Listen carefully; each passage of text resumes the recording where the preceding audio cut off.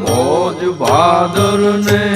મળવાની રમવા જોગણી રાત મોજ ભાદર ને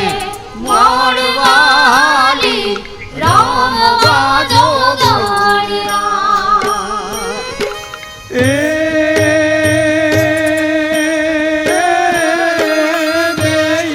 બેનળિયું મળતા થાતો બેનળિયું મળતા થાતો શિવજીનો સંગાત